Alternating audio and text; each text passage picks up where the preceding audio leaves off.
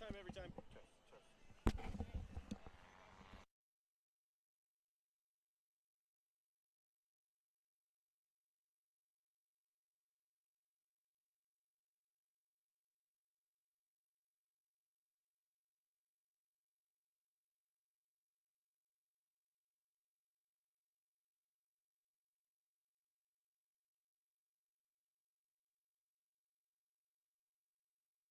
Test, test, test.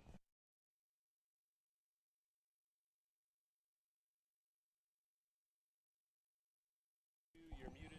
No, you are not. We can sound check you. 5, 4, 3, 2, 1. Test, test, test. 1, 2, 3. And then, yeah, just that.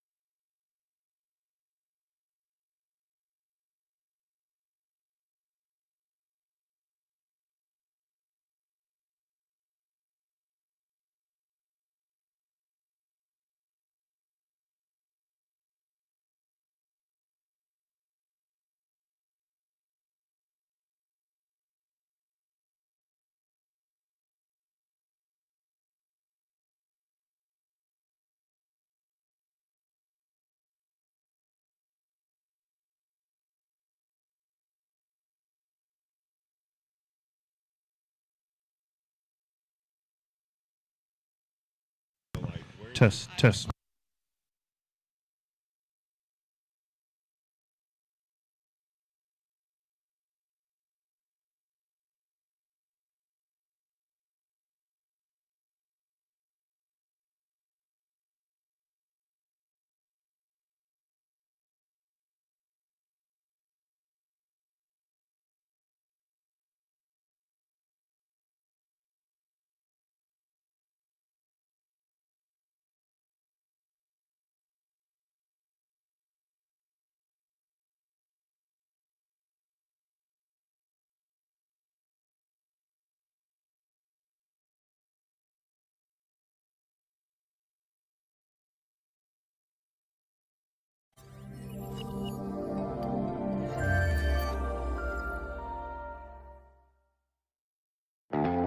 We're back in Pennsylvania for the second year.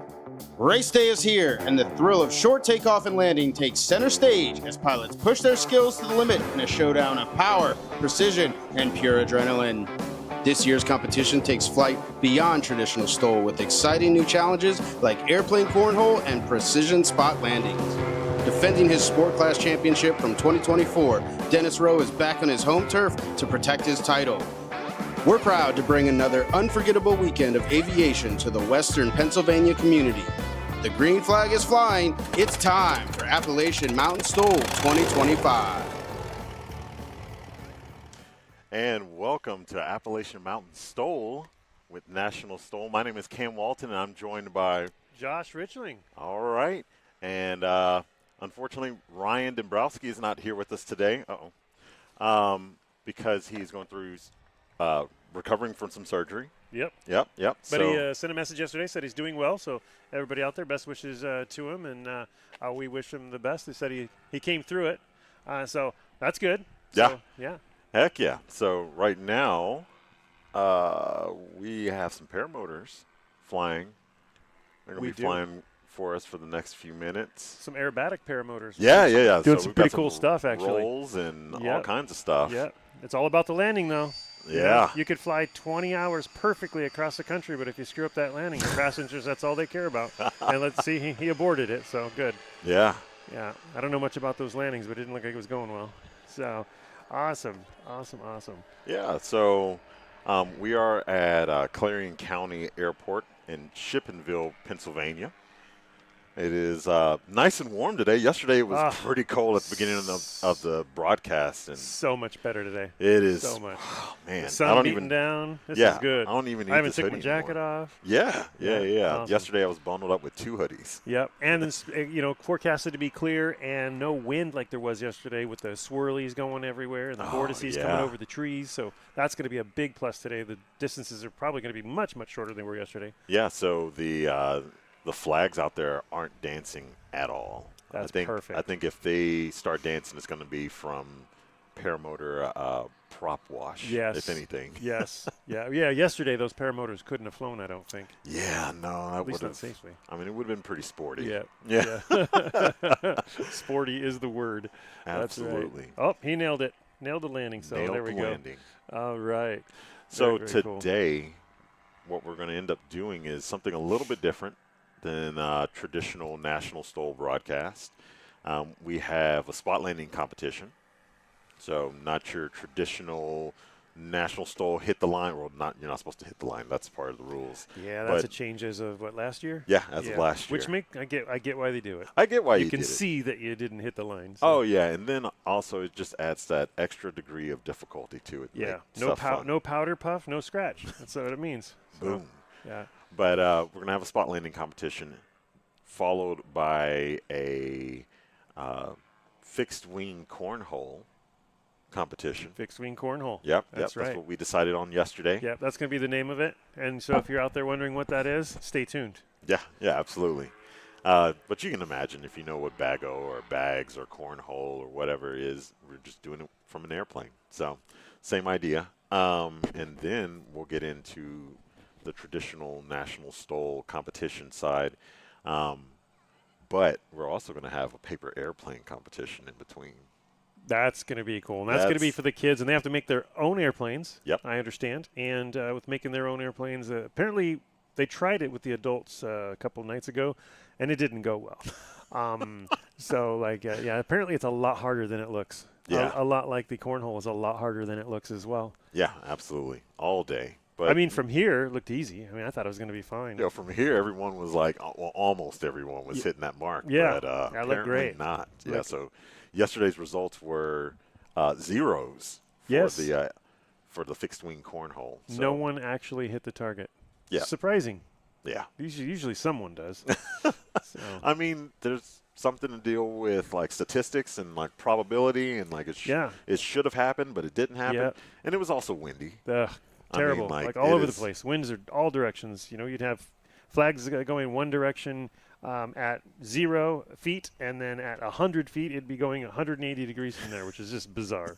Yeah, all the flags at one point were just completely in different directions. It was just, and the windsock as well. Just nothing was aligned at all. So, and it showed wings rocking as they came in. Oh, and, yeah. Long distances. The air was falling out from them. But today, all that's going to be better. We're going to get some numbers today. Yeah. I was going through some of the comments in the broadcast from yesterday on Facebook, and I saw Keith Lang. He was like, might not be a good idea to land with tailwinds, and we couldn't help it. Yeah. It was always a tailwind. It was always a tailwind. Yeah. So. I'm gonna look that up right now. Let's see here. Yeah. Cool. So the reason why is because we have this tree line that's very, very close to the runway, very close to both runways, in fact. So you got rotors and wind doing stupid things. So that's the name of the game when you have a tree line close to the runway. Yeah, anytime you have a tree line, like we had talked about yesterday, Sun and Fun has that same thing on their ultralight field or their grass strip out there, and it wreaks havoc on the planes, especially where the transition is between where the trees stop and then it opens up. Yeah. The wind completely changes and causes horizontal vortices and vertical vortices and does all kinds of funky things. So, Yep, that's part of the game and something that the pilots are aware of, and they just try and compensate for. But it's a little tough. It is a little tough. So it looks like our paramotor guys might be done. Looks like they're packing up. We expected them to go another 20 minutes, but I don't think they are, so we're good. So we're going to play an audible and see what's going to happen. All right. Yeah. While we do that, we can start thanking some folks while we're here. All right. So let me get queued up. Very cool. So. Yeah. So I think I need to make Race Control aware that we're about to do some local sponsors and thanking all the people who are responsible for bringing this to Clarion County Airport. As well as our, our fire department's here volunteering to come keep us safe and keep an eye out for us. So that's really cool. We got our EMS aircraft in the back that we'll be talking about. Stat medic here in just a little bit, and yeah, got the whole town coming out. Thank you, everyone. Yeah, absolutely. Hello, crowd. What's going on? Crowd's a little bit bigger today than yesterday. Yeah, but I'm sure that's weather related. I think some of them need a little coffee. Yeah. I didn't hear a lot of cheering. Yeah, we'll get it going. Airplanes excite people, so I'm not worried about it. You were where they were 30 minutes ago. So oh my goodness, yeah, just quiet. We got it. I am not a morning person. 9 o'clock is just way too early for me. Oh, it is. All right, so we are going to go ahead and thank some of our local sponsors. A reason why we are here, because they're absolutely awesome. So Discover Clarion County. Very much thankful for them, for the tourism board bringing us here. Yeah, that's pretty awesome. They did that. And Independence Health Systems, also a local health system that, here in the Clarion County area. Yep. And then good luck on this word. Oh, gosh. Ryan he caught a lot of flack for saying it wrong, but I'm going to try it. Kriebel Energy. I mean, it looks legit. Yeah. It looks legit. Kriebel. It could be Kriebel. It could be Kriebel. Thank you for sponsoring. Yes. And allowing us to come here, and I'm going to try not to wreck the name. So right. Janie. Janie. Looks like Janie to me. Janie. Yeah. Janie. Yep. I'm going to go with Janie. All right. Microtel by Wyndham. Microtel by Wyndham. Yeah. Yeah. Have you ever stayed in one of those? No. Okay. They're pretty nice. Is it a micro hotel? It's just I don't know if it's the namesake, honestly. Oh, okay. Yeah. Okay. Yeah. I don't get out much. I mean, it's a nice hotel by Wyndham.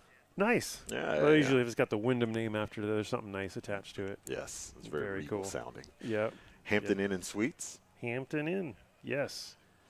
Very good. Yeah. It looks like Foxburg Inn. Yeah. A few inns that are helping out here. A lot of housing for the people who need housing. That is awesome, because people come from all over the U.S. and Canada as well. Yeah, a lot of our pilots are just from all over the country. Yeah. So, but a lot of them will camp under the wing too. They will. But it was cold. It was cold a couple nights ago. I wouldn't be doing that. It was. And then we got Central Electric Cooperative. Yeah, and University Corner. Oh yeah. I went there last night because I had to get something for my throat. Yeah. Yeah. Did it work?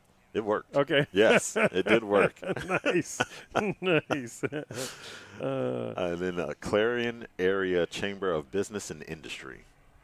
Outstanding. Well, thank you guys for your support. We really appreciate you supporting the local events, helping us get out here and show all the local community what STOL is all about, the short takeoff and landing competitions.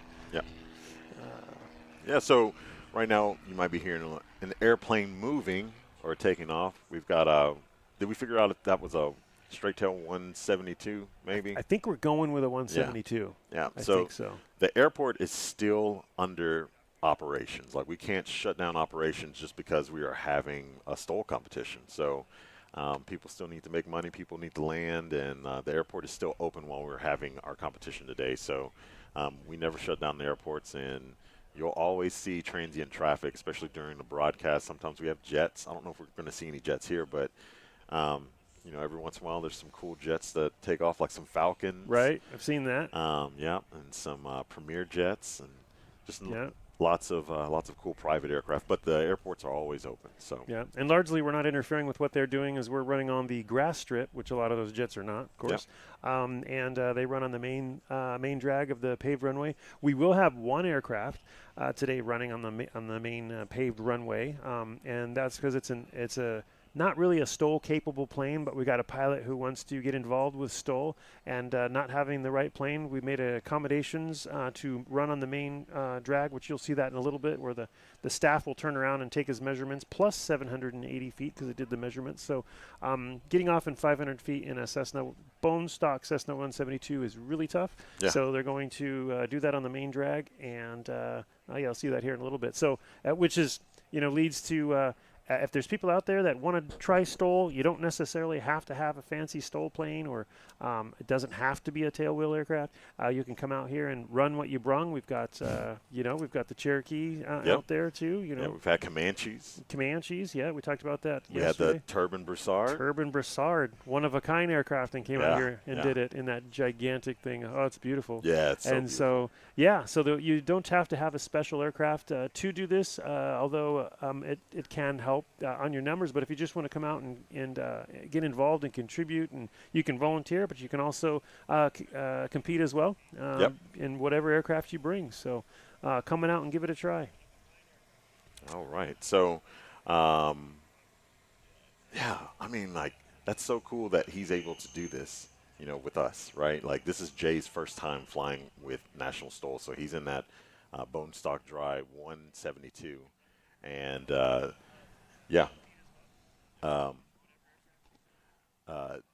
just that aircraft is, I mean, it has nothing on it that is going to help it with STOL competition at all. It's got factory.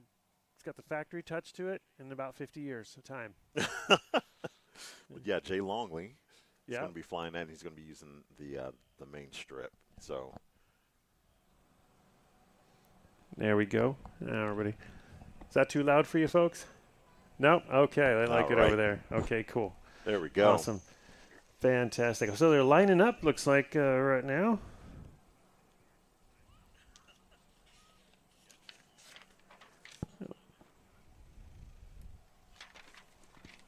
Running away there. Yep.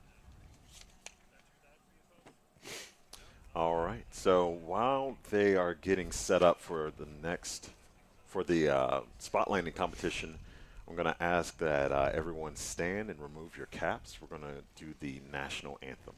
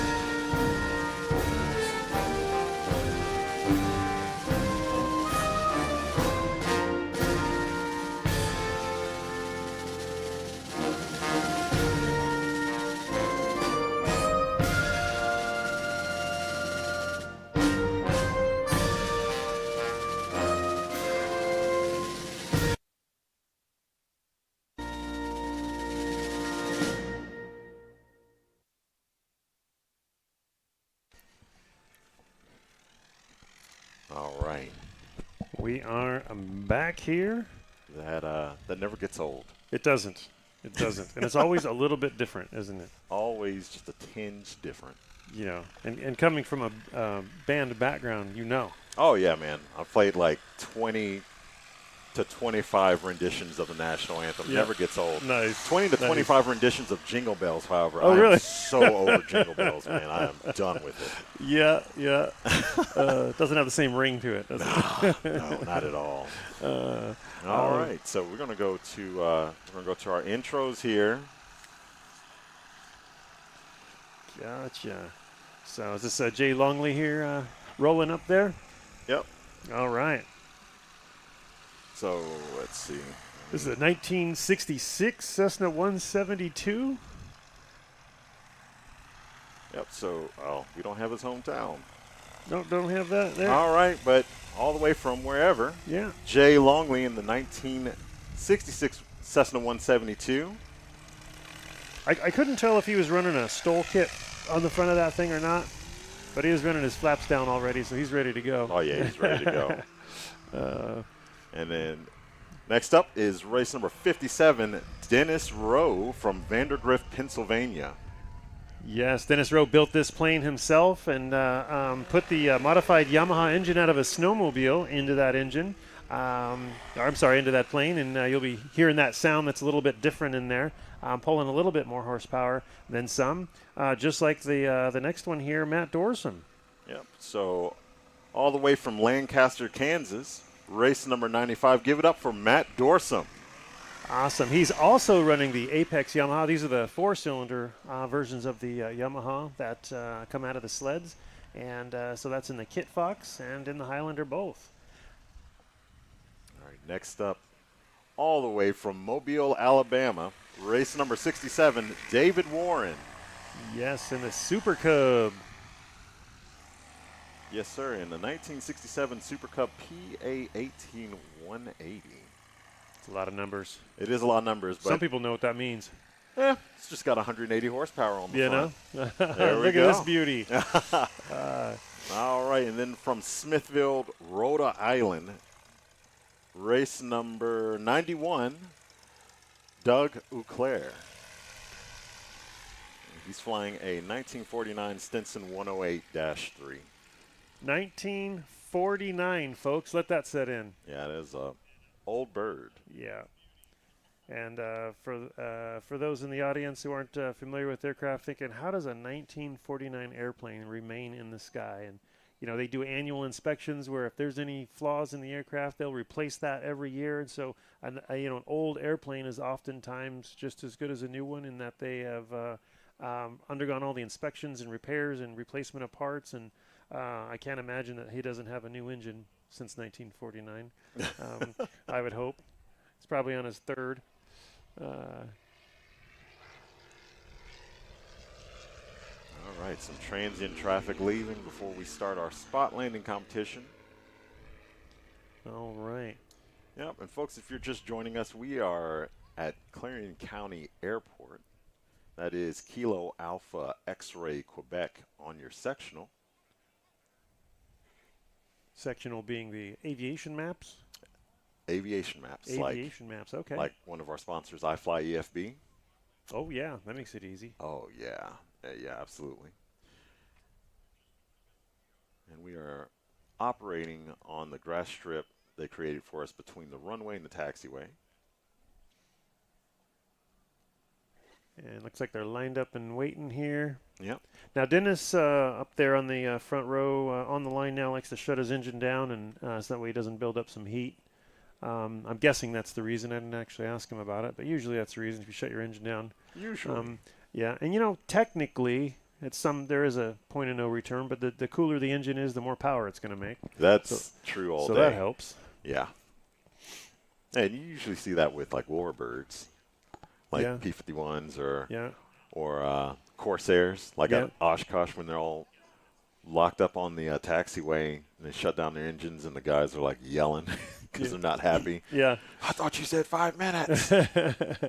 Yeah. Plus they're feeding a lot of fuel to those puppies too. Yeah, that's true too. Yeah. Is this a Pacer? It's a Tri-Pacer. Tri-Pacer coming in. Yeah. Look at that. Yeah, so this is the aircraft I was telling you about the other day where see how close the prop is to the front wheel? That was one where I had an incident where a friend of mine sent me a picture where the prop had struck the front tire, and it was this aircraft right here, and I kind of didn't pay much attention because I had some other stuff going on. I'm like, that's really weird, and another buddy on the little group says, you better check those motor mounts. And I was thinking that's probably a good idea. Yeah. Check the motor mounts, and one of them were broke, and actually let the engine fold down and actually hit the prop on the tire. Look how close they are as that guy taxis by. It's really close. It's really close to the tire, so it doesn't take a whole lot of movement to do that. Most tricycle aircraft aren't like that. All right, so we have the green light, or green flag, excuse me. Green light does mean go. Got the green flag for the spot landing competition. So the rules for the spot landing competition are 3 touch and goes. And let's see.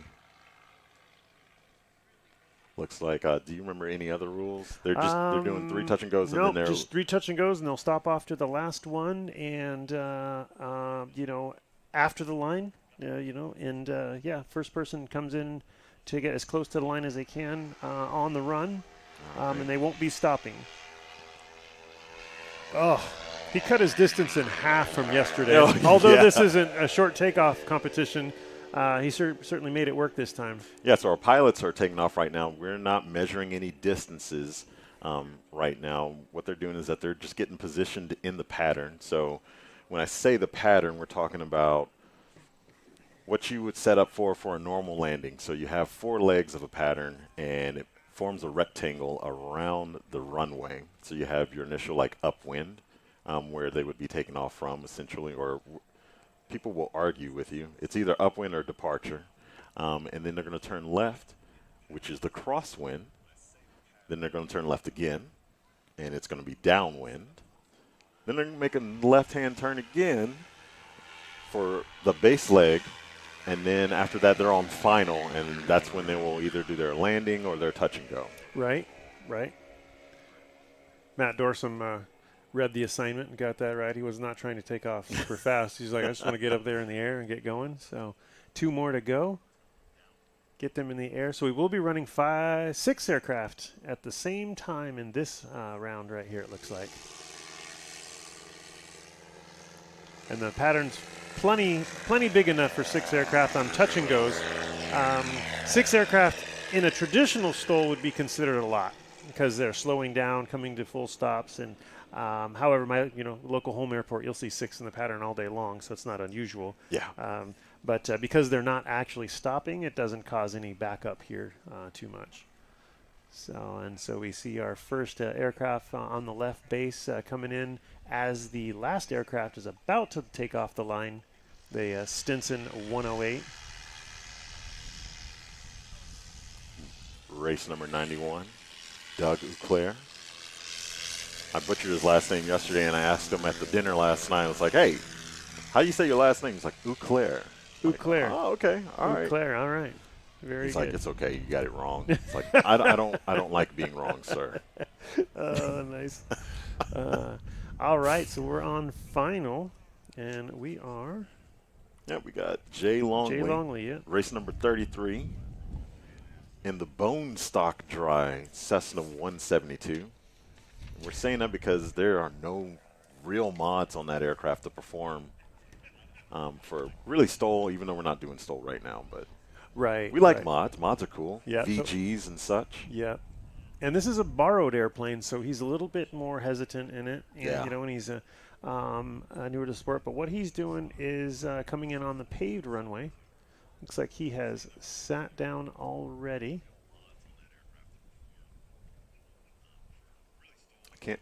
I can't tell if that's Jay or if that's some transient traffic, because there is. You're right. He looks like he's coming to a full stop. It was that green one that took off on the main runway earlier. Okay. I thought that it was. Yeah, that would be Jay then. It would be Jay, but he's coming to a full stop. And the next aircraft right behind him looks like it is going around. So that one, it definitely is part of the contest. And we got our air bosses out there communicating with him on what he's to do next.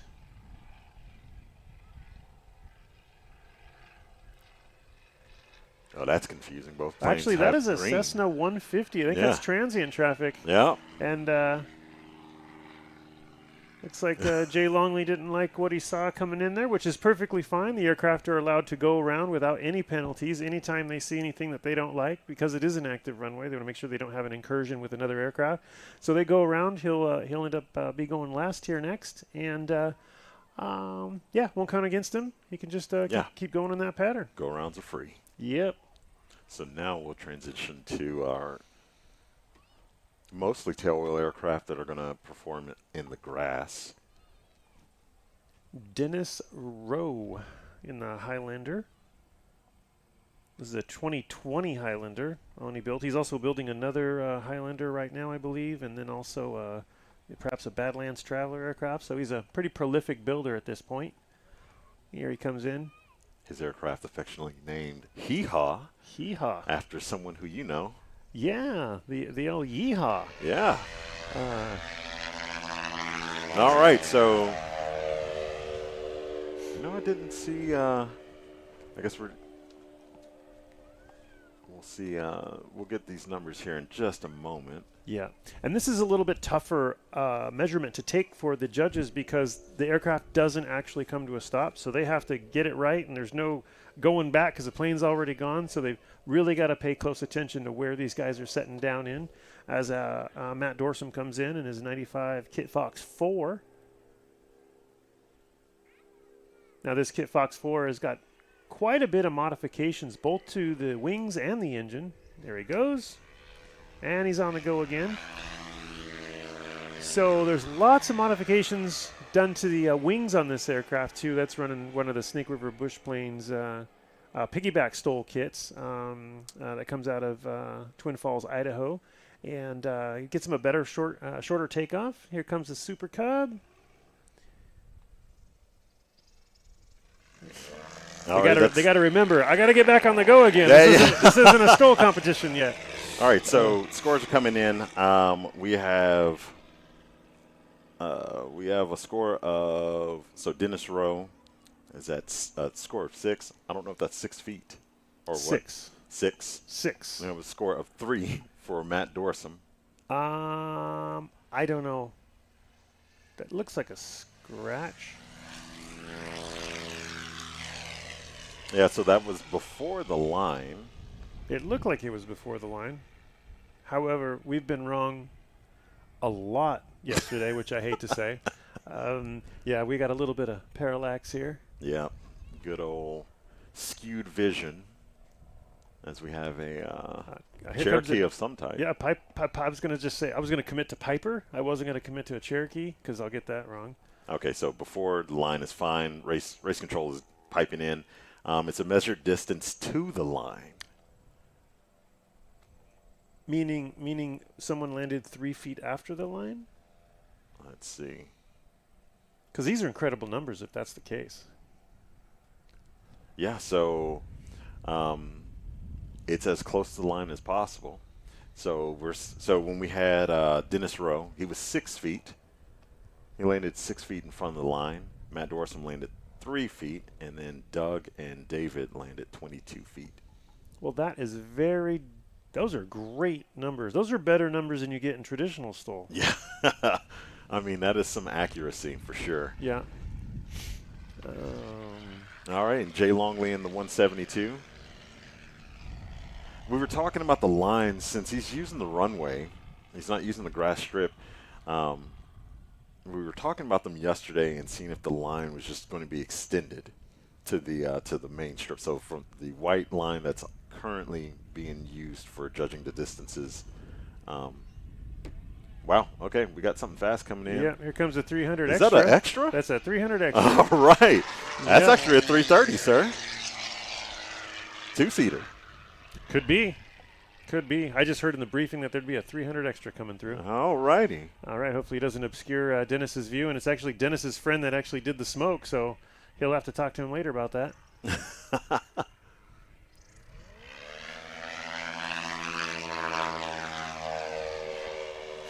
All right, let's see what Dennis Rowe's last score is, because they're coming in fast as far as the scores. All right, Matt Dorsum up next in the Kit Fox. Coming through the smoke.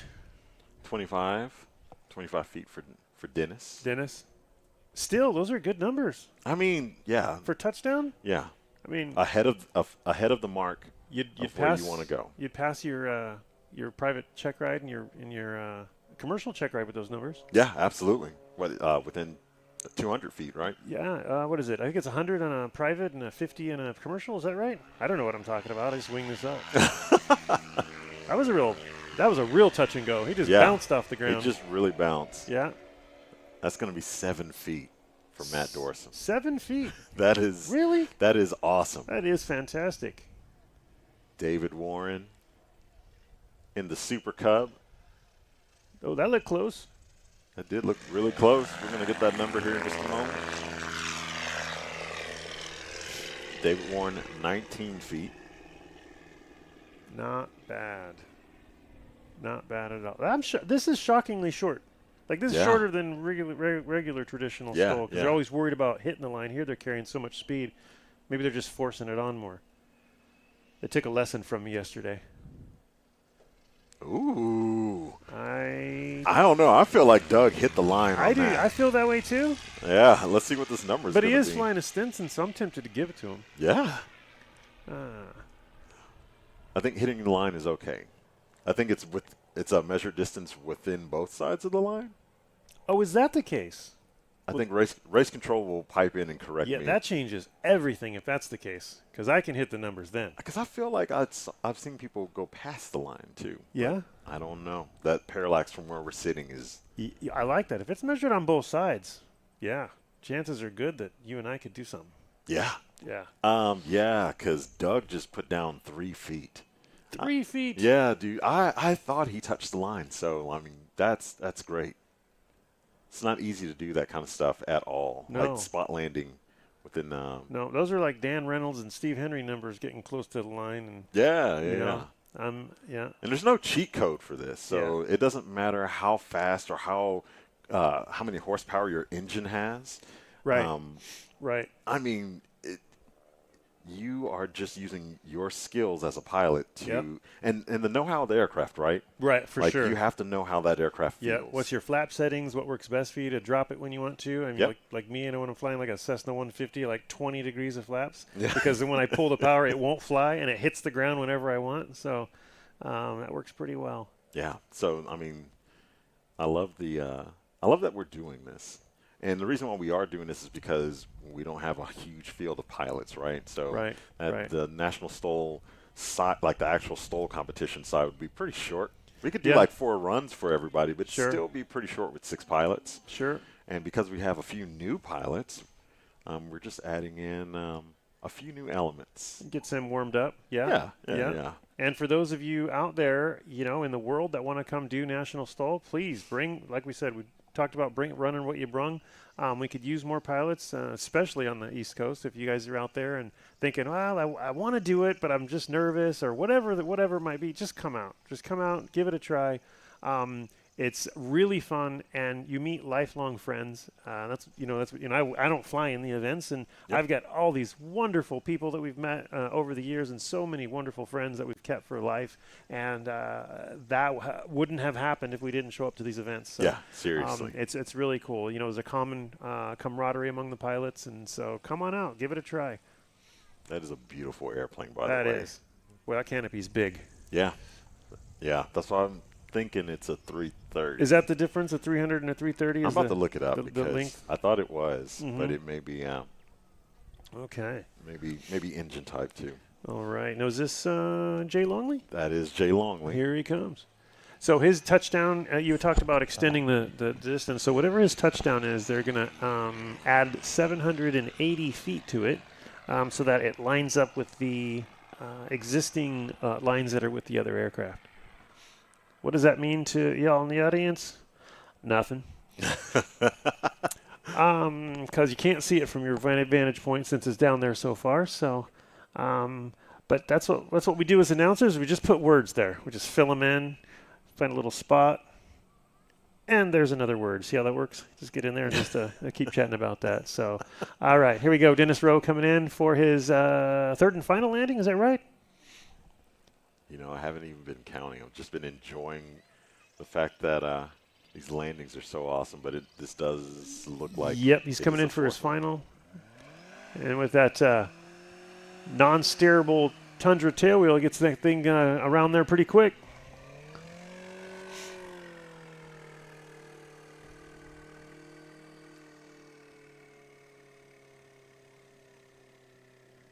And next is Matt Dorson in the Kit Fox 4. Ooh, he's looking slow. Yeah, he is looking real slow. He's getting some STOL practice now. Yeah. He's trying to make his first turnout. That's what he's trying to do. All right. Very smooth on that landing. That was. Here comes the turn. He's like, I can do this. Yeah. There's that first turnout. Real pilots make the first turnout. Yeah, that's right.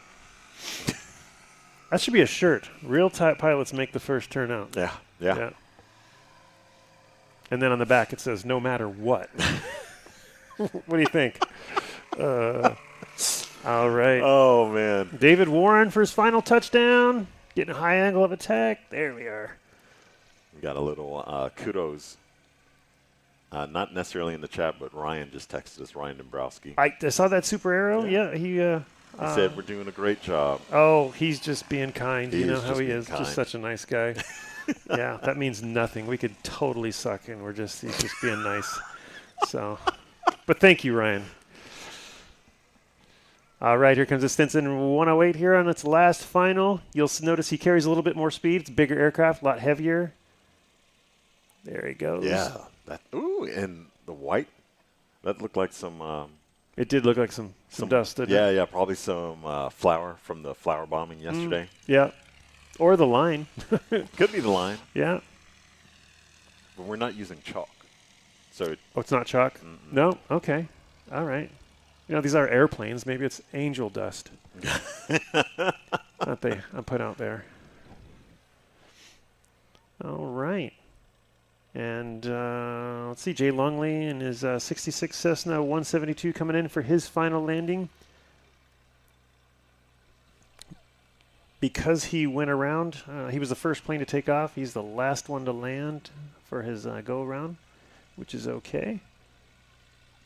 Yeah. Very smooth landing. Let's see, will he make the middle turnoff? I think he will. Yeah. Right.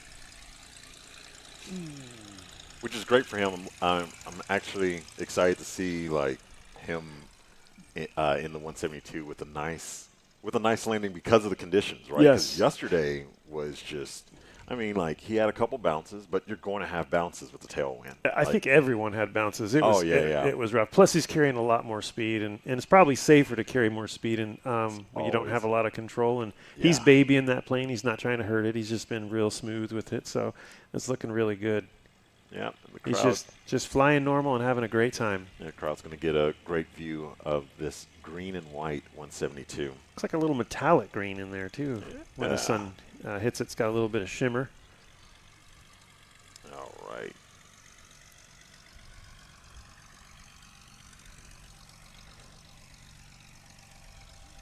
All right, so the results for the spot landing competition. In first place, well, you know what? Technically, we have a tie. Really? For first, yeah. Doug Auclair and Matt Dorsum both scored three feet. With the heaviest plane in the fleet and maybe the lightest plane in the fleet. Yeah. So how about that? And then Dennis Rowe coming up in second place with a score of 5 feet. Wow. David Warren in third place with a score of 10. And then Jay Longley in fourth with a score of 300. 300. Yes. So that's awesome. And then I think Jay will do better when he gets feels comfortable moving on to the grass strip, either with that plane or with another one. His numbers will change quite a bit, I'm sure. Oh yeah, absolutely. All right. All righty. So before we get started with the second competition, which will be the fixed wing cornhole, we're going to talk about one of our sponsors.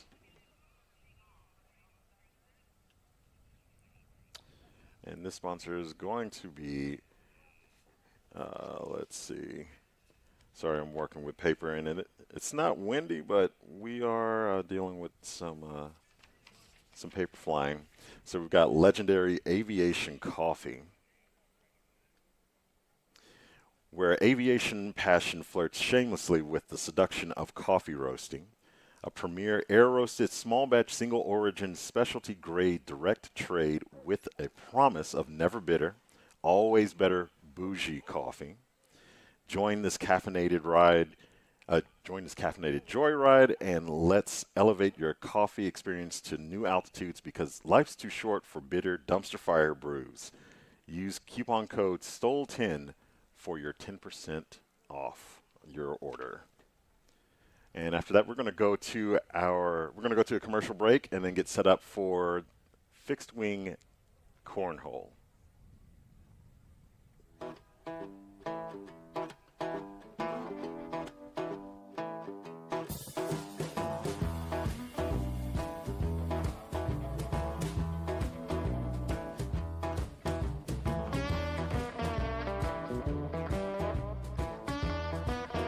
Special thanks to our annual sponsors: Legend Aircraft, Clemens Insurance, Behringer Aero, Sarasota Avionics, Lift Aviation USA, Flying Eyes Optics, Red Tag Art, Legendary Aviation Coffee Company, iFly EFB by Adventure Pilot, ICOM Radios, Tundra Tailwheel, Fly Orca.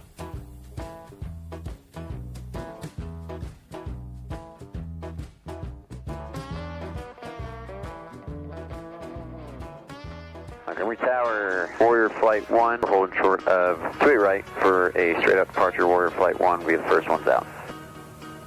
You excited? Yeah. So now we're just waiting for the tower to release us for takeoff. Hey. My name is Dylan Cavender. I'm 17 years old. I'm Kai Matavolo and I'm 14. My name is Meyer Turchin. I'm 14. I was diagnosed with leukemia, AML. I was 5 when I was diagnosed with leukemia. I was diagnosed with leukemia. My name is Ryan Melendez, and I'm the founder of Warriors with Wings. When I was 17 years old, I was diagnosed with acute lymphoblastic leukemia.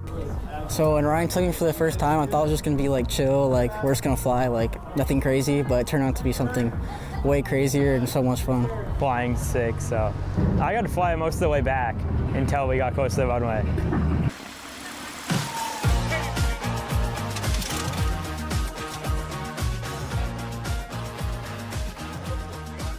Eventually, I'd definitely be interested in getting a pilot's license or something like that. Maybe not for like a job, but just to have for fun.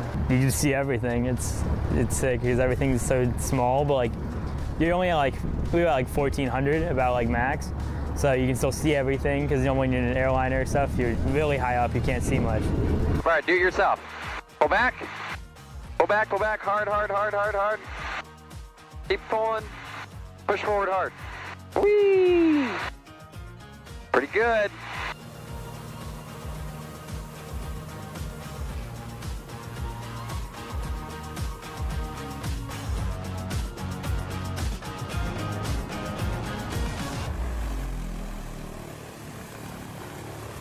He was super excited to come and be a part of this wonderful day. I was having a blast being out here flying today. I don't think he ever really thought about flying or what that meant before. I think like the closest he came to really being in like a small plane or helicopter was on his Make-A-Wish trip, and he fell asleep in the helicopter.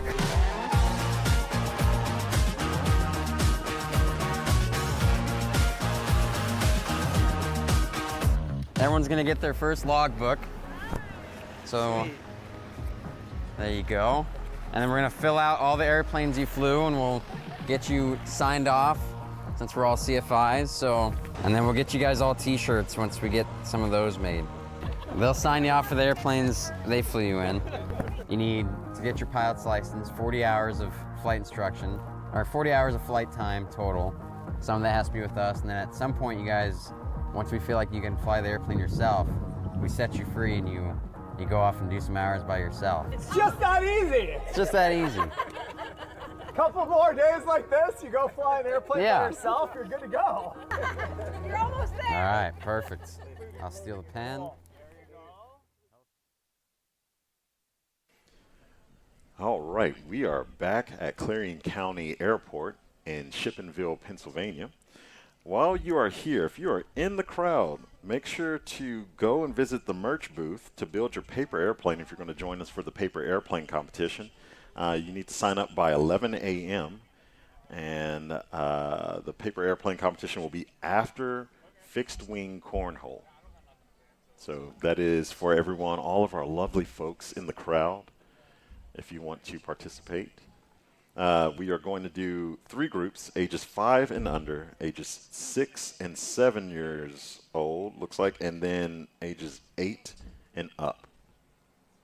So we will have 3 groups flying for all the glory and all the paper.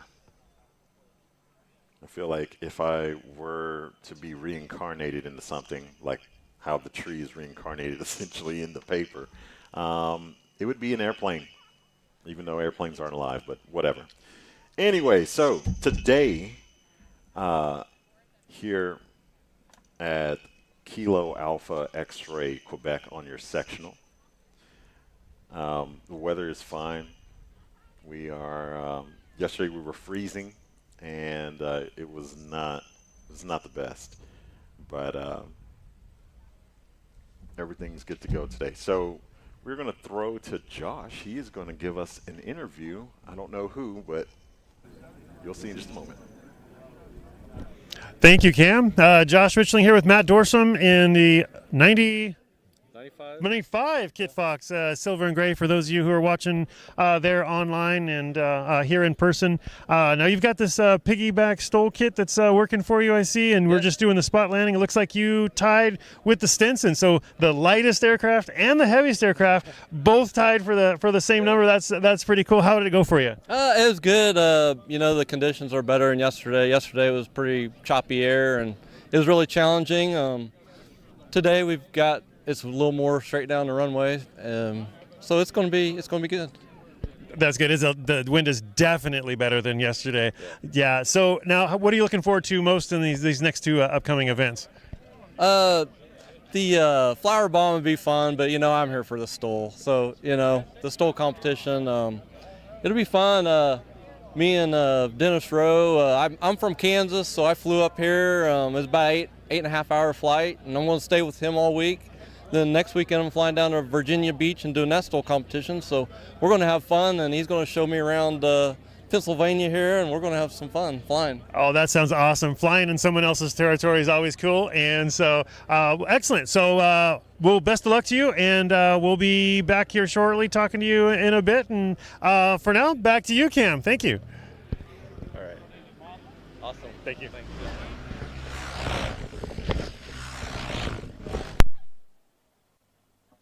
All right, so sorry about that to the crowd. We couldn't get audio from the interview, but I assume that will be fixed for our next interview. All right, so we are going to get started shortly with the fixed wing cornhole competition. So if you're familiar with cornhole, the game where you have the wooden plank with a hole in it and you're throwing bean bags into the hole, same type of deal, except this time it's more or less, it is aviation geared in the form of, we're doing this with bags of flour.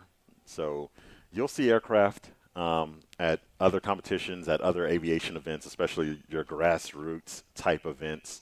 They'll do stuff like flour bombing, where they put flour in a bag, toss it out the airplane. Usually there's a bullseye, and then you get points based off of that, depending on how many rings come out from the bullseye. But this is a little bit different. Yeah, because we don't actually get points. That's why, because nobody hits the target. So, yeah, yesterday, no one got any points. It was straight zeros, just straight scratches as far as the fixed wing cornhole. It's so hard to just say that for some reason. It is. Fixed wing cornhole? Yeah, I'm just it is weird. I'm searching, I'm like, aviation aircraft, fixed wing. Yeah. Because it is fixed wing, right? So I think we had a cornhole, or not a cornhole, flower bomb competition. Wow, I'm going to find the words one day. We had a flower bomb competition at Russellville, Arkansas, and one of the guys had a helicopter there, and he did not win. Really? Yeah, because that rotor wash. Nice. Yeah, it did not help. So a helicopter is not the cheat code here. No. No, or the cheap coat. Yeah. Either. It's not the cheap code either, for sure. His might be a little bit different because his is a piston-driven Instrum helicopter, so it's not burning Jet A. Jet A. Yeah, at that rate. Yeah. Yeah. So, no, this is a cool sport here with the aviation cornhole, fixed wing cornhole, whatever we're calling it this week. But what's cool is they get to see how that from 100 feet going 100 miles an hour, they can't hit a 20-foot target. Yet our troops in World War II were dropping them from 10,000 feet and hitting whatever they wanted. So, it must be a real confidence booster, huh? Yeah, absolutely. Of course, they've had more practice. Test. Yeah, they had a bigger budget. All right, so while we get geared up for that, I know we have Brett on the on getting ready for his portion. He's going to be in the 172, which is also a club aircraft. So he is just getting started. Are those flying eyes you're wearing? They are, but we'll talk about flying eyes in a moment. Can't talk enough about that, right? I mean, like, dude, I love my flying eyes. But looks like behind us we have the 171st, I'm going to get this wrong, aerial refueling wing. I think that's right. I think that's right. I told them there's too many letters for us civilians to really understand really what's going on. You know the military, three-letter acronyms and everything. Yeah. But we've got their booth here, so if you want to join the PA Air National Guard and fly, or potentially fly, or work on, or support KC-135s out of their refueling wing. Is that what they're running as KC-135s? Yes, sir. Okay. Yes, the old tried and true. I have not seen any KC-46s in the area, when we're playing Sky Cards and everything. Yeah, I don't know what a KC-46 is. That's the new hotness. The new. Yes. So what is the difference between a KC, and I don't mean to put you on the spot, KC-135 and a C-130? So KC-135 is based off of the C-135 airframe. Uh-huh. It's a jet. C-130s are props. That's the biggest difference. That's what it is. Another one is size. One is definitely made to just carry fuel all day, every day, even though they do have tanker versions of the C-130. Yep. But they're usually geared for special operations helicopters. Mm-hmm. So if there are C-130s that can tank in the Air Force, usually MC-130s or something similar. They have the hose and drogue instead of the actual boom. Like the KC-135 Okay, gotcha. Okay, that's what that's called? Yep, okay. Hose and drogue, yep, because the special operations helicopters have the probe, the fuel probe that hangs out, just like how Navy aircraft, it's kind of like Navy aircraft versus Air Force aircraft. A lot of the Navy aircraft use the hose and drogue system, right, as opposed to a boom situation. You know a lot about this. I know a little bit, and I'm trying not to nerd out too much because it's fun. I got a tour on Steve and I a tour, and Sarah. I think Sarah was there at the museum by Ryan Denson Benson over there in Ohio, I believe it was. That Columbus, the Air Museum over there, Military Air Museum, and what an impressive museum that was over there. Yeah. And we got to go up inside in one of the actually, it was a different aircraft. I can't tell you which one it was. It was one of the smaller ones that he had been, but he had served on that plane, and he had actually worked on, been on that plane on three or so of the aircraft in the museum. It was the coolest thing, and he was just so knowledgeable and giving that firsthand experience was awesome. So I think Ryan Denson Benson needs to become a tour guide at the museum there full time. Yep. But we do have a green flag for fixed wing cornhole. Oh, we do? Okay. Yeah, we do have a green flag is what race control is telling us. And so all three of these Cessnas will be going in that, I assume? Yep. We got We've got the two 172s and then Doug in the Stinson. Stinson 108. All right. They're lining up. They got the green light, but I don't see the props turning yet. Doesn't mean they're not. It's a little ways down there. Looks like they're picking up some things off the runway. Oh, yeah. There's a Nitra STOL Queen Goddard waving at us there on loan from Sun and Fun. Sun and Fun has been gracious enough to send her out to help us out on the line and doing different things. She's got a little bit of experience in the STOL world and coming through doing a tour. Sun and Fun's doing a lot of big things with the STOL stuff, and they're working together, and National STOL comes out and does some videos of it, and it's just really cool, the expansion and everything they're doing, and National STOL as well doing the expansions and moving all over the U.S. and doing the different events, and it's getting really busy. Yeah. Looks like we got some transient traffic coming in, so that's why we might be on a little bit of a hold. Gotcha. But if you're in the crowd, please make sure you're visiting the merch booth and all the vendors that are back here. So that's what I was getting at earlier, talking about the PA Air National Guard. If you're interested in serving your country, then you can go over to them and talk to them. And then we have the Snack Shack with ice cream behind you and looks like some pizza as well. So, I mean, the best of everything out here. Pizza and ice cream. Right. And over there at the merch booth is where the kids will be making their paper airplanes so they can join the competition. So get all the kids involved over to the merch place over there to start working on their paper airplanes and finding out what works best. Looks like we got some practicing folks back here behind us who are trying to figure out their paper airplanes, so that'll be good. All right. Looks like we have a Zenith taxiing in front of us. That's the second one we've had, and the third one since yesterday. Yeah. And for whatever reason, none of them are joining in on the competition. Yeah. What's going on there, Zenith? It's kind of like showing up to the gun range with all your guns and not shooting. Yeah, and it looks like they're all the 750 versions, kind of the bigger, heavier haulers, and actually really nicely built Zeniths. I was noticing the one yesterday, and then you had the other 750 parked over there in the blue and white, and really nicely done.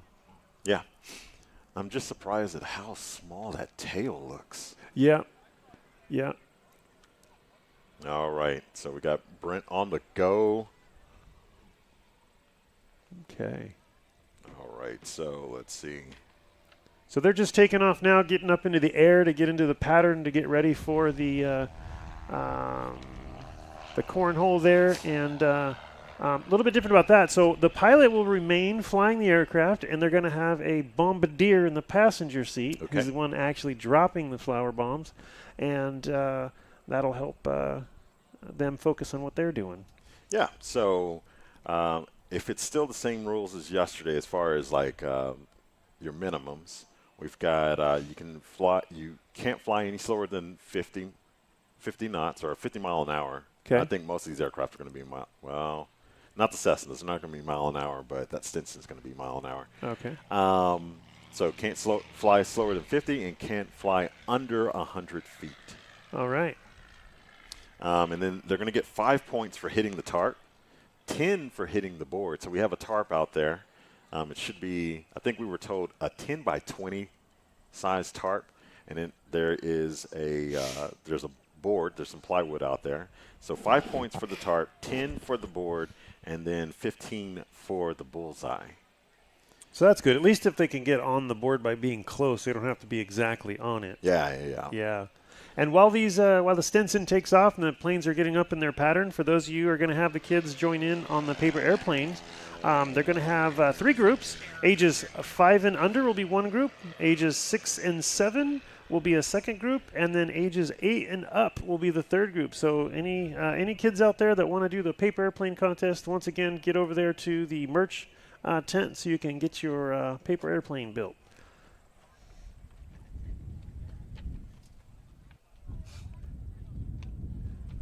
And it looks like our first aircraft is in the downwind now, almost ready for his left base.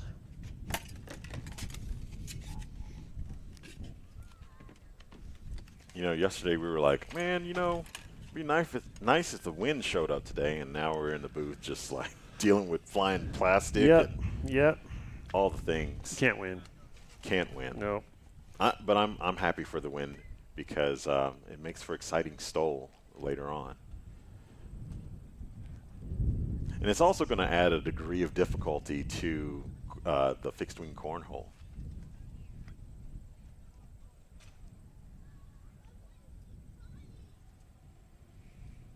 So Brett is turning base final. He's making that last corner before he lines up with the target.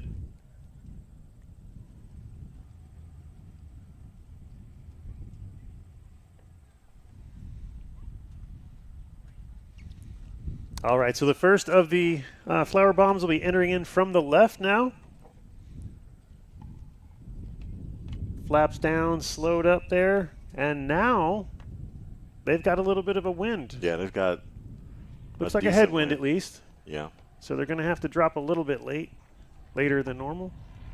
All right, here we go. Bombs away. Now, I did see where it landed, but I don't see the target. Do you see the target? Yeah, I don't even see the target. So we're just going to rely on the scores from race control. Yeah. For those of you watching online, you have an aerial view from the drone, I believe, and you'll see a lot even better than us.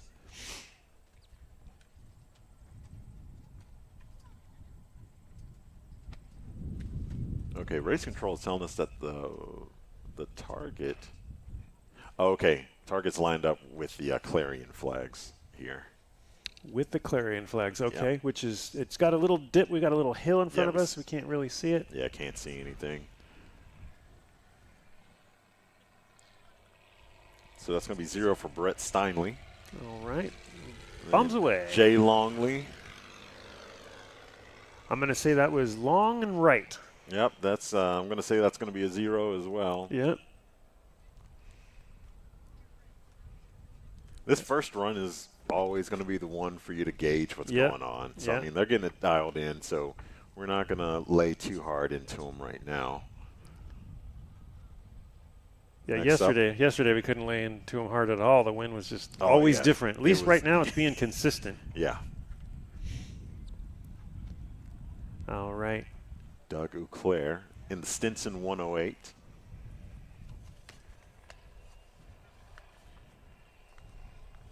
And approaching about 100 feet away, and it should come out now. There it is. Yeah. And I'm thinking it's short. I think it's going to be a 0. It is probably 50 to 75 feet short or so. According to our lasers that we're checking it with. Doug was 50 feet short. Race control. Okay. 50 feet. You were close. Yeah. Yeah.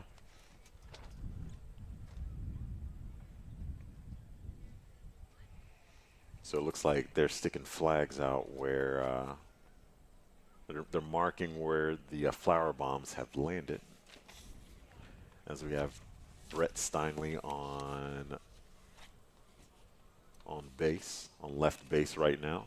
All right.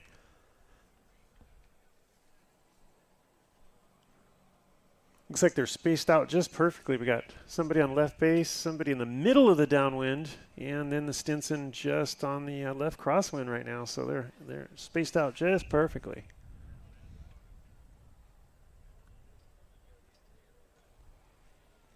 And while we wait for Brett to get back here, okay. We're going to put our jacket back on. I'm getting a new sheet for cornhole right now. Okay. Everyone is still at 0 points. Still. But while we wait for Brett, we'll talk about flying eyes. We can get back to talking about our wonderful sunglasses. Well, yeah, I'm wearing the sunglasses. You're wearing the prescription glasses. I'm wearing prescription glasses. But you have the clips. I have the clips that go back on, which are really, really nice. Yep. Yeah, as I put my jacket back on, it's getting a little chilly. Can't thank Flying Eyes enough for what they do, what they've done for us, especially with us losing a lot of our personal sunglasses in the trailer fire. Yep. They replaced all of our sunglasses and replaced my prescription glasses. And bombs away. That was close. Really close. A lot closer. That was a good throw. Yeah, let's see. Since I have this new score sheet, let's see where we are. It'll pop up here in a second. Whoops. Yeah, speaking of the Flying Eyes, they've been part of the Steve Henry crew too. We've been using them for a couple of years, quite a few years now, and there's just no going back. They're so nice the way they're flexible and they fit underneath your headsets and they slide on and off. It's just really, really nice. Yeah, I am a huge fan of them, especially in the cockpit. I can't go back to any other glasses under a headset. That's just not going to happen. Yeah. All right, here we go. They're running. Looks like they're running to the right, and they ran so far to the right that they missed the entire runway. Yeah, that was interesting. We had that flower bomb land in the ditch behind right Ollie. over the cameraman. Yeah, right behind Ollie, one of our cameramen. Yeah. Now, it is legal to drop something from an aircraft, if I'm not mistaken. You can correct me if I'm wrong here, as long as you can ensure that everyone on the ground is safe, and knowing that this doesn't have any weight to it, and it's not going to hurt them if they hit it. But you can drop things from aircraft and deliver things from aircraft. That's how the U.S. mail was done for many years. They would drop it from aircraft all the way across the western United States, probably the eastern United States too. Yeah. All right. So he's also running to the right edge, and it's landing on the right edge. Huh.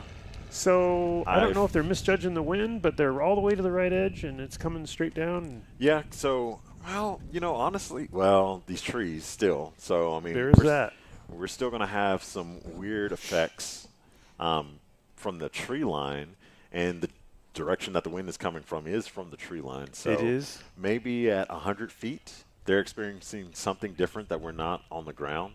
Usually that is the case, even at 100 feet. That is true. Because of this tree line. I mean, like, none of these trees are over 100 feet. They're not even close. No.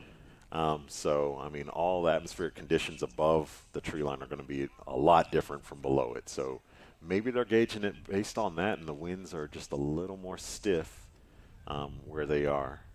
Yeah, as you go up, I see these clouds moving pretty good, so I imagine the wind's maybe significantly higher up there. Unfortunately, we can't get winds aloft for 100 feet. No, we can't do it. We can't do it. Yeah, they don't measure that low. No. All right. Next aircraft left base to final now. Lining up. Beautiful Cessna 172. Yes, the classic. If you're for those of you who just want to become a pilot or get some lessons or do a discovery flight at any local flight school, this is likely the aircraft that you may fly in. It's probably one of the most prolifically produced aircraft, the 150s and 172s, and the most common and probably one of the least expensive to run because of their age right now. A new one is not cheap. Not at all. But some of these older ones, they're about the same price as a car, kind of a nicer car. So there we go. Looks like we're going to go long. Yeah. But not terrible. So, yeah, these would be that plane that just flew by right now. That would be the plane you would train in. Real common for people to train in those for all types. People going to airlines, people going to really any type of aviation. Yeah. Crop dusting, whatever. You start off there and kind of go from there. It's a fixed gear plane, so it's really kind of simple. Some of them are carbureted, some of them are fuel injected. I imagine most of those are carbureted back in the day, so you have to learn how to use the carb heat. So...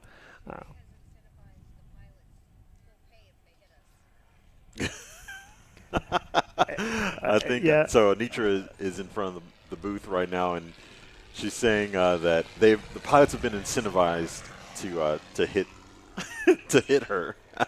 Yes, if of course joking. Yeah, sure. But there is some money on the table. So she's a small target at least, so the chances are small. So right now, this is the first heat of what's going on of the fixed wing cornhole. All the pilots have 3 runs, so we are on our last runs. After Doug, everyone will land, and then we'll start our next heat. But so far, 0 points on the board for fixed wing cornhole. Just like yesterday, it is not easy. No, I thought it was going to be easier, but this breeze picked up a little bit here. And here he comes in the Stinson for the little. Is this the last drop? Yep, last. Oh, that looks close. That looks really close. Maybe to the right, but on the line maybe. All right, let's see. So Ryan Dombrowski sends me the information, part 91.15 of dropping objects. Oh, let's go. Here we go. Here comes the correction. Well, I don't know if it's a correction. We'll see. Let's find out. No pilot in command of a civil aircraft may allow any object to be dropped from that aircraft in flight that creates a hazard to persons or property. However, let's see here. This section does not prohibit the dropping of any object if reasonable precautions are taken to avoid injury or damage to persons or property. Which we've done because everybody out there knows it's coming. Yes. They're all looking for it. Yep. And all I got to do is take a step to the left or right to get out of the way. So reasonable precautions have been made. So we are complying with part 91.15. Okay. Thank you, Ryan. Yes. Ryan there, laying in a hospital bed. I can just imagine that gown on him. Must be beautiful. And letting us know what's really going on there. He's having a good time for sure. He is. Especially if he's watching us, right? Right? He's like, these guys. Oh, my goodness. These children. Can't wait till I get back there to fix this. And so, well, it looks like we're going to be recovering our first heat. I want to talk about Fly Orca. Orca was created to help you and me and everyone. Yeah, help me help you. Yes. Achieve your aviation goals, connect with community, discover training opportunities, and share your journey. From tracking your improvements over time and reflecting on your progress to striving alongside your buddies, finding trusted instructors, and celebrating your aviation journey with familia and friends. We're here to help you with your aviation fire to keep it burning. I like that. Yes. And that's ORKA, not orca like the whale. Not like the whale. Yeah. No. Yeah. No. That orca. That's cool. Yeah. I remember meeting her. Yes. Adriana. Adriana. Yes. Yes. She is. So I found out that she is an ex-aerospace engineer. Really? And decided connecting people in aviation, like connecting students with the right people, with the right friends and instructors, is way more apparent than doing what she was doing in aerospace. Yeah. Oh, awesome. It does make the difference, meeting other people that have the same goals as you and working together and kind of, edging each other on. Yeah. And especially for her, so she's a CFI, and she flies all over the country training students, transitioning them or starting their flight, starting their tailwheel endorsement in Luscombs. She's known as the Luscombe lady. Oh. Yes. Yeah, no wonder. Because I think she's fairly lightweight, which means you can that expands who she can fly with. Yeah, super good. That's always honestly always a plus. That was the problem with me. Like when I needed to find someone who would fly in a Champ with me. I'm 250 pounds, and every CFI I know is about my size. So it's like we need little instructors. Yeah. And when little planes, you need a little instructor so you both can get in there. Because otherwise, you got to move up to a 172 and a little bit more cost and fuel and availability at times. Yeah. All right, here comes the Stinson in, working that tail back and forth. It looks so beautiful against all that green, like that blue. It does. And the polished aluminum. Yep. So we got Jay Longley passing the booth in his 172. You were saying if you're going to likely start flight training, you're going to be in a 172. I flew a 172. I think I probably have 10 hours in a 172. Okay. I've got about that. And actually I had 1 hour in training in a 172. And then that flight instructor said they didn't want to fly with me anymore because I was too dangerous or something. I don't know. I wasn't listening. I don't know what they said. So you got more than me, so you're safer. That's good. No, not necessarily safer. Yeah. I mean, like, I do remember, so that was part of my night training because the aircraft I was flying, my flight instructor couldn't do my night stuff with. So we had to fly the 172 with the other flight instructor, and there was definitely a time that the nose pointed towards the tree line when I was taking off at night. So yeah. Yeah, that happened. There is some different visual things going on. Yeah. But we're still here. So we got around that. We're all good. Yeah. You can do a few things. You can't. There's a section. If something goes wrong in an airplane, it's usually 3 things sequentially. You have to have 3 things in a row go wrong for something. If 2 of any kind, you're good to go still. You got to have 3. This is beautiful. Cirrus pulls up. Yeah. Cirrus SR-22. Yeah. Yeah. They are a prolific aircraft now. Yeah. So once you complete your flight training in a 172, and then you're like, I want to get my commercial. I want to go all the way to airline transport, get my be able to fly Delta.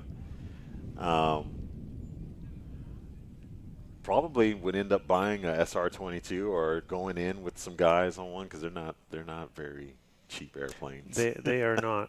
I don't know. I mean, I think the plane is the plane's only like $20,000. I think the rest of the $250,000, $500,000 is for the parachute. Ah, yes. That's where the rest of the money comes from. Yeah. So there's a ballistic parachute in that aircraft. The safety feature of that is pretty cool. Yeah. So that is a nice option to have. Yeah. Yeah. So all of our pilots are wearing helmets. It's a requirement of all of them. They are. Which brings up a good point to start talking about lift aviation. Oh, yeah, with the stylish helmets. With the stylish helmets, as we were talking about yesterday. I mean, like, their stuff is looking pretty snazzy. Super nice. Got those, like we talked about, the carbon fiber helmets are just beautiful. Absolutely beautiful. Yeah. I mean, they are just unmatched as far as beauty for helmets. But, we get them queued up. Yeah. That lift aviation, if it's got the lift name on it, it's already classy. Yep. So Lyft's love for flying drives them to deliver only the finest in aviation products to market. They believe today's pilots deserve much more than what is currently offered in the way of products they wear in the cockpit. Lyft Aviation is bridging the gap and making products that are stronger and lighter you can trust. Yeah. They're cool. And it's not just the helmets. They make a bunch of other products, too. The shoes. Shoes. Yeah, fancy they have shoes, the little shoes. slipper things on the back of them. That's pretty cool. They have a rolled heel, kind of like driving shoes. Or if you're an old school marching band nerd, you had drill masters on with the rolled heel. Yeah. But they also have that. Wrestlers have rolled heels, too, don't they? Oh, okay. Boxers have straight heels, and wrestlers have rolled heels. Okay. Yeah. Okay. Heck yeah. Yeah. Why would anybody know that stuff? I don't know. Man. Yeah. Just a wealth of knowledge over here. Yeah, right. So we're getting geared up for our second heat in the fixed wing cornhole. Oh, nice. Yes, we should have. Same planes, different planes? Different planes. Different planes. Yeah. All right. So we're going to have, let's see, we'll get our list up right now. I'm going through a lot of windows and lists. Oh, right. That's why I like the paper ones. Or kind of flip through those and Oh, yeah. But then it flies away on the table. Right. It does do that. That's true. I get it in a little binder. Yeah. I think that's how the pros do it. Yeah. But, Yeah, but the pros not here. That's true. Because they decided that they're. Are you good at golf? What's up? Are you good at golf? I'm terrible at golf, but I know where you're going with this. Yeah. You know who's worse at golf? Who's that? Ryan Dombrowski. Because apparently that's what they removed out of his sinuses was a golf ball. Yeah. Yeah. A golf ball sized pollen? I think that's the wrong hole. I don't think it's supposed to be there. I mean, it is close to the forehead, so I mean, if you're saying 4, maybe. Yeah. Maybe that's what happened. I don't know.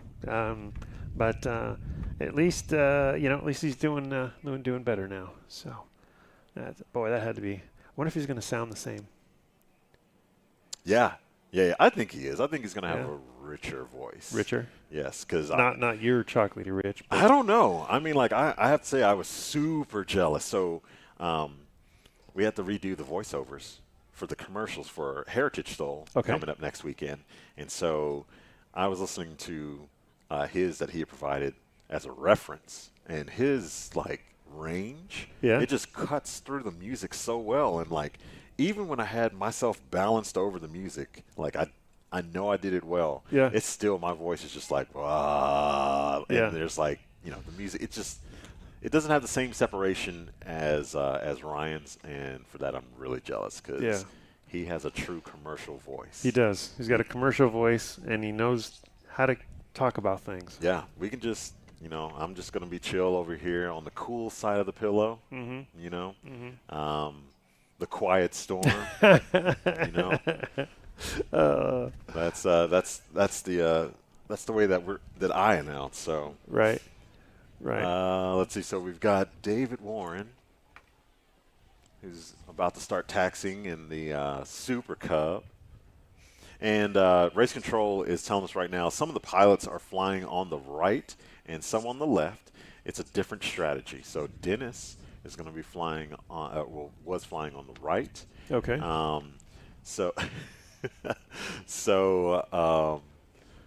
Yeah, we're going to see, I guess, a little difference. Yeah, in the approach to this for this fixed wing cornhole, because we got a little wind. We got a little tree line. We got some rotors, right? So some rolling wind, essentially, if you want to say it like that. So there's a lot happening right now in order to just throw out this, maybe half a pound? Yeah. That seems like a lot of flour for half a pound. It does. It's a little brick. Yeah, it's tiny. Yeah, it's not that big. Yeah, but just it's most certainly under a pound of flour in a paper bag that's being tossed out by the passenger of the aircraft that's flying. Who might be in the right or left seat, or in the case of the Super Cub, it's tandem. So in the rear seat. For those of you who don't know, when you are flying an aircraft, generally the pilot sits in the left seat. The pilot in command or the captain would sit in the left seat, and then if it's a bigger jet, then the co-pilot will sit in the right seat. Generally, when a person becomes a certified flight instructor, then they end up having to place themselves in the right seat, so that the student can fly in the left seat, since they're the ones, learning where they should be, and all that. And I believe Dennis flies in the right seat normally. Some people transition better because they like the throttle in their left hand because they started off in an airplane that way. So which changes things because you're using the throttle with your left hand in the right seat and your right hand in the left seat. So that can trip some people up, trips me up. And the visibility of the way that you're looking out of something is different too. Oh, it's way different. For some people, it's just really tough, like me. For some people, they make the transition really easy, but not me. All right, so we're getting on the go here with the Super Cub. Yeah, David Warren in race number 67.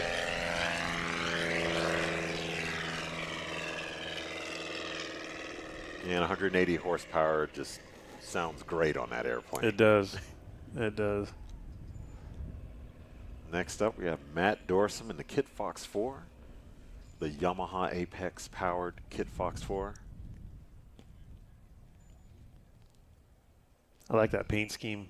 I really do too. The grays and blacks. Yeah, silver and black. Yep. That aircraft's name is Mad Dog. Mad Dog. It doesn't show the dirt too bad. It doesn't show the dirt too bad. Repping the U.S. flag, which is always awesome. Always. It's flying the right way. It is flying the right way. I worked for a company that had patches on backwards, and we didn't know that for a while, and didn't. And I was young in my career, and I didn't realize it. And people were always saying stuff like, "What are they talking about?" I'm like, flying the wrong way. Like, the wind blows left and right. No, I learned. Oh yeah. Yep. Yeah. So if you ever see an American flag patch that looks backwards, it's actually the right way. Yeah. Because it's supposed to signify flying into battle. All right. We seem to be pretty good at that. Yes. Always flying into battle. Yeah. The battle for glory and points. Yes. We'll see how it's been serving him well all weekend, so we'll see how it goes. Yeah. All right, and this group flies a little bit tighter pattern.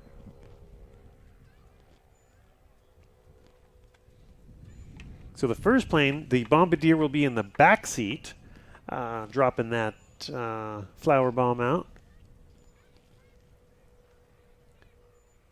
And he'll be the only one in this group that's flying with a tandem seating. Yeah, so that's going to be interesting. So the Super Cub, there's only one entrance and exit on that aircraft. There's a door on the left side of the fuselage, whereas opposed to some of the other aircraft that are flying, they'll have doors that are on both sides. So the person sitting in the back is kind of got an obstructed view. I imagine David is just going to tell him, throw it. I would think. Yeah. I would think. Yeah. And even then, like, you know, there comes a yaw a little bit. If you throw it a little too weird, a little too far forward, you're going to hit the tire and it's going to bounce up. So there's a lot going on with the Super Cub right now. Bombs away. All righty. Oh, that looks really close. Oh, she's got a window. Okay, sliding window. So that's super fancy. Oh, nice. In the Champ, I have my sliding window on the left side, but the passenger would have no access to any windows. Yes. So, okay. Yeah. Okay. So David Warren was taking the right side approach while we were talking about how some of the pilots are going to fly on the left and the right side of the line. Okay. You know, they're still trying to reach the target, which is in the center, right? Yeah. Yeah. So, yeah. you know, I'm confused. So the wind is dead right now. Here comes Kit Fox, high angle of attack. Yeah, Matt Dorsum. There it goes. Flying as slow as Oh, he that can. looks good. Ooh, that looked great. From our vantage point. Yes, that's true. Once again, yesterday we were just – it was all stars yesterday. Yeah, we can't see it. It's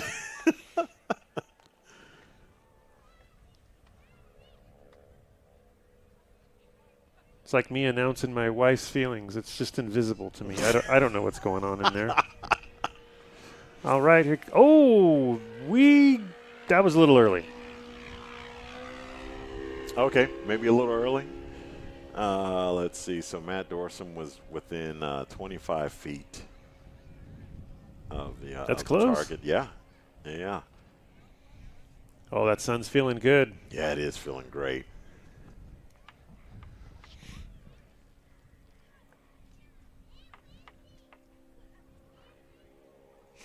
All right.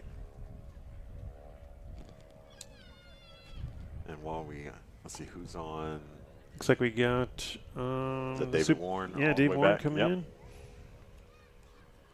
Giving us a nice slip on that base final turn. Yep, and then he's also yawing and coming in, you know, slipping when he, or just at least yawing, crabbing when he's coming in. So he's presenting so his more passenger, fuselage. Yeah. Yeah, more, giving the passenger a better vantage point and presenting more fuselage into the wind, maybe slowing down a little bit, you know? Yeah. Okay, so which means so he's yawing to the left now, which means the passenger should drop it on the other side typically. Ooh. Oh! It looked to the right to me. Don't know if that's right. We were left by 20 feet. Left by 20. Really? Mm-hmm. So is that thing in the center of the runway, or we're just way off? Our vantage point is just completely obscured right now. I see 225, and that's all I see. Mm-hmm. That 225 being the line marker. Mm. Next to the ICOM shirts. I see all the ICOM shirts there. Race control saying that no, it's not in the center. That explains Okay, it. yep, Okay, not in the center. That explains it. Okay. Then that must be close right there. Race control said that if you wanted to, you could walk over there with a handheld. Now, race control needs to leave us alone because our feet hurt, and they're being mean to us now. They just want us to get up. That's just mean. Oh. That was 40 feet left. 40 feet left. From Matt Dorsum. There we go. And ooh.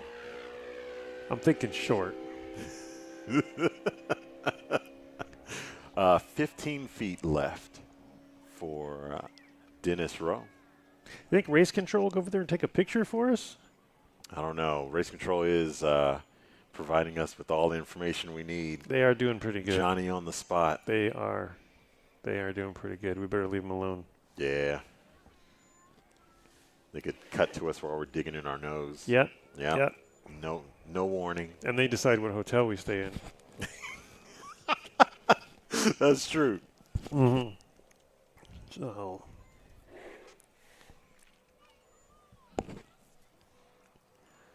Yep. David Warren on base final. Yeah, we got this vulture right here in the middle of the field. Ooh. Just laughing. It's like, these people have no idea how to fly. Yeah. Like, I could drop whatever I want, wherever I want it. Oh, and now he's in. So the vulture, he's the getting AKA the B1RD. The B1RD. B1RD. Is that? That's what we call birds. Is that what? Oh, the BIOB. Yeah. Well, in Arkansas they call it BYRD.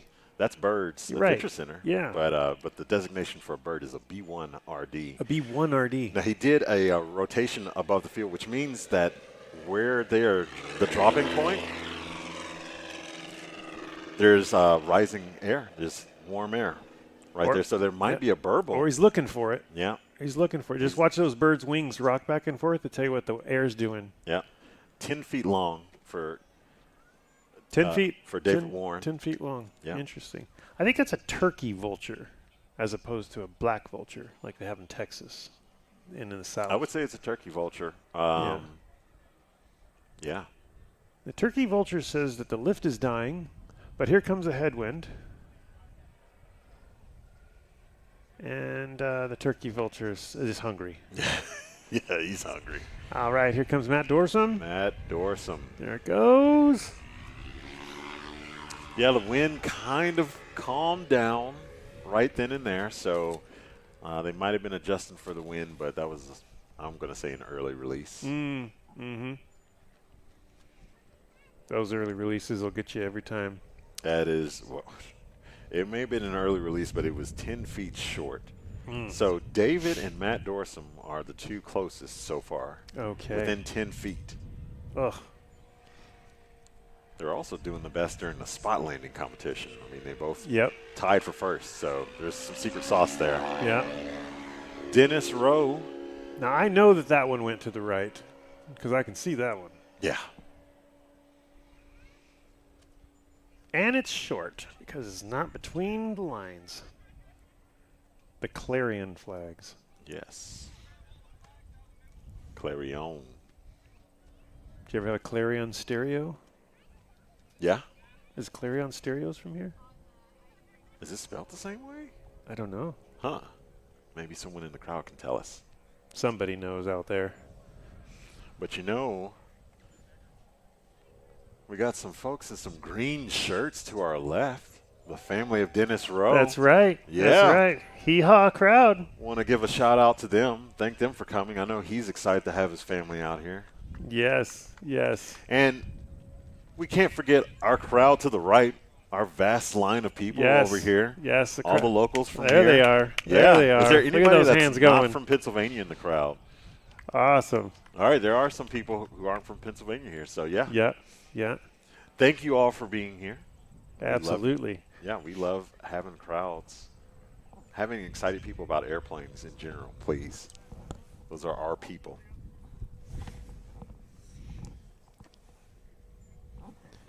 And before David makes his last run, we're going to talk about Sarasota Avionics, long-term partner of National STOL, your authorized Garmin dealer and the #1 aircraft avionics installing dealer in the nation for panel mount GPS avionics systems. With upfront pricing, superior service, and expert consultants, this is your one-stop shop for your next avionics upgrade. And so it looks like this is we're going to recover our second heat from fixed wing cornhole. Sarasota Avionics, #1 dealer in the nation. This is a big place. Yeah, it is a when big people country. from Europe come over here and they drive around once, they're like, I had no idea how big this place was. You could drop them in the center of Texas and it would be Oh, yeah. Yeah. Yeah. All right, so after we recover our fixed wing cornhole pilots, we'll have the paper airplane. 3, 4, and 5-year-olds meet behind the white tent. They may bring one parent with them to accompany them to the runway. Okay, so 3, 4, and 5-year-olds will need to meet behind the merch tent and be accompanied by a parent. All right. If you are 3 years old, 4 years old, or 5 years old, go over to the behind the merch tent right now and get ready for your paper airplane competition. Bring a parent with you. Yeah. Tell them they got to come. Remember, you guys are in charge. You tell them where they're going. Say merch tent, Mom. Ooh. Nice landing by Dennis Rowe and Dennis Hee-Haw. Mm-hmm. Coming in hot. As we get. Is he flying with Sean today? Nope. Oh, it must be. Oh, no. Nope. He's flying with Mama. Oh, okay.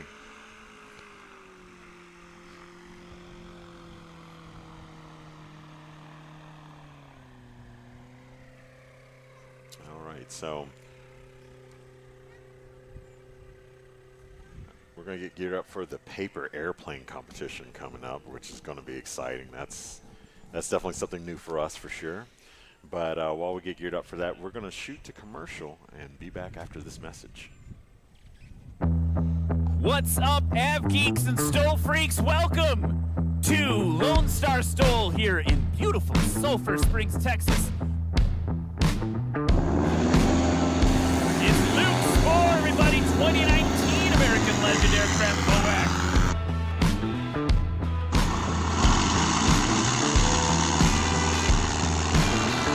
Round of applause for Chuck Olmstead. In the gray and orange MOAC, Brian Shirley, everybody.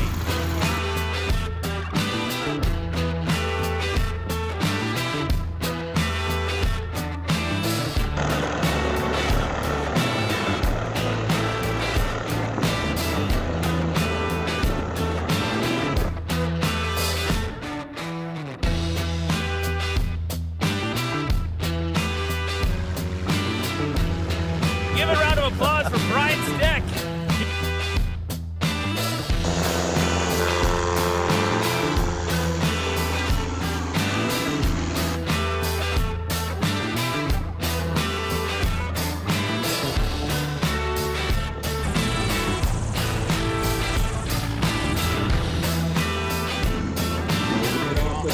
It's good. Textbook.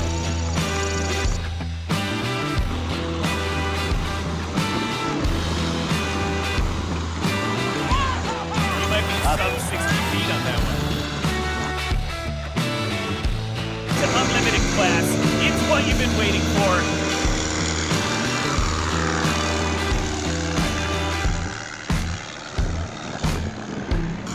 That's right, the Beast Mode MOAC, Colin Geneva.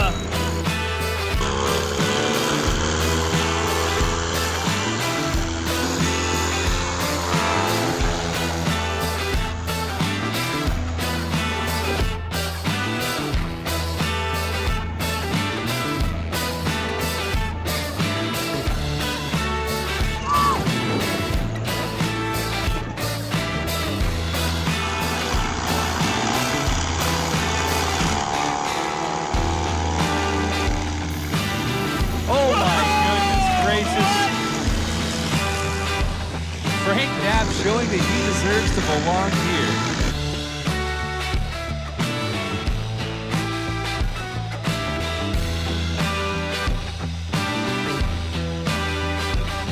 Whoa, that was legendary.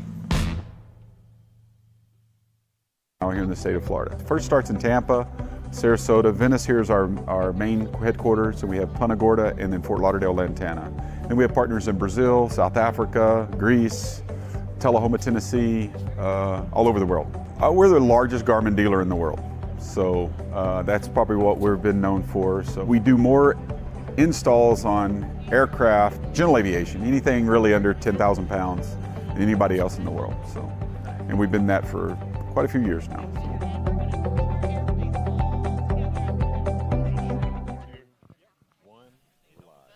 All right, and welcome back. We're here for our paper airplane game, which Karen has so delightfully went over all of our details on this. So we're going to be winging it here as well. And Karen, so where are we set up presently? We are set up right along the taxiway with our 3-, 4-, and 5-year-old paper airplane pilots. 3-, 4-, and 5-year-old. And so this first one, if I understand right, is we're going for distance? We are going for time in the air. Time in the air. Okay, and who's running the stopwatch here? Me. Okay, here we go. It's going to be coming out here. So 5 at a time. 5 at a time. Whoever stays in the air the longest advances Okay, so do we have them broken up in groups of 5 yet? All right, we have 1, 2, 3, 4, and can we bring one more 3, 4, 5-year-old? There we go, 5. So let's line up in a line, straight line right here, everyone. There we go. I'm going to move you right in here in place. Perfect, perfect. Okay, you're good right there. 1, 2, 3, 4, and one more. We're going to say our name. Outstanding. Okay. All righty. And what is your name? Tell him your name. This is Atlee. All right, Atlee. How old are you, Atlee? How old are you? 3. Oh, that's awesome. Very good. You ready for this? Okay. All right. And what is your name? Charity. Charity. All right. You're all set with your airplane? You made that yourself? Awesome. All right. And what is your name? Kason. Kason? Kason. Cool. How old are you, Kason? That many years old? We're going to let that go. That's perfect. That's what I say too, Mr. Officer. All right. Now, what is your name? Grant. Grant. That's a good one. That's I would have chose that too. That's a strong name. I like that. How old are you, Grant? 19. 19. 19's a good year. Okay. Awesome. 19. You're going to stay with 19 or you want like 48? Yep. I'm 19. 19 it is. All right. Very good. Fantastic. And how old are you, Mr. Man? My name is Emmett, and I'm 5 years old. Awesome. Emmett, 5 years old. That's fantastic. All right. So what we're going to do here, the rules are, I'm going to say 3, 2, 1. No, I'm going to do 1, 2, 3. Let's do 1, 2, 3, and then everyone's going to throw it at the same time. Okay. Is everyone ready? Okay. When I say go, you throw it, okay? All right. We ready? 1, 2, 3, go. Oh, boy. How many seconds was that, Karen? That was 3 seconds. Well, if we're based on distance, I know who the winner is. But time,